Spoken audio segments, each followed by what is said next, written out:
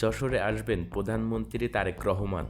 তিনি যশোর জেলার শার্শা উপজেলার উলসী খাল পুনর্খননের জন্য আগামী ২৭ এপ্রিল যশোরে আসছেন।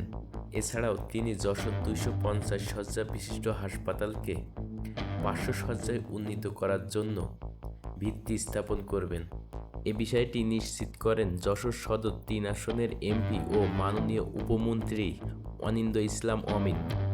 জানেন যে যশোরবাসীর জন্য আনন্দের উপলক্ষ হয়ে আসছে আগামী ২৭শে এপ্রিল মাননীয় প্রধানমন্ত্রী আমাদের প্রিয় নেতা তারেক রহমান যশোরে আসছেন। যশোরে ওনার সারাদিন ব্যাপী কর্মসূচি আছে।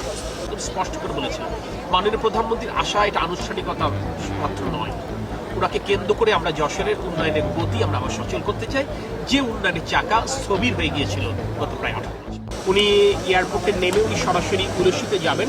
শহীদ রাষ্ট্রপতি জিয়া রহমানের সিট বিজেপি যে খাল, সেই খাল উনি পুনঃখনন কর্মসূচিতে অংশ নেবেন।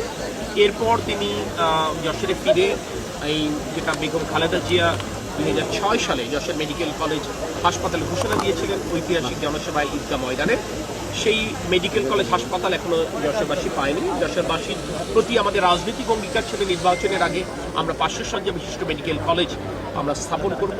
আমাদের যদি নির্বাচিত হতে পারি এই মেয়াদে, আমরা তারই ধারাবাহিকতায় মাননীয় প্রধানমন্ত্রী ৫০০ শয্যা বিশিষ্ট মেডিকেল কলেজ হাসপাতালে ভিত্তিপ্রস্তর স্থাপন করবেন। শেষে জনসভাতে অংশ নিয়ে তিনি যশোর ত্যাগ করবেন।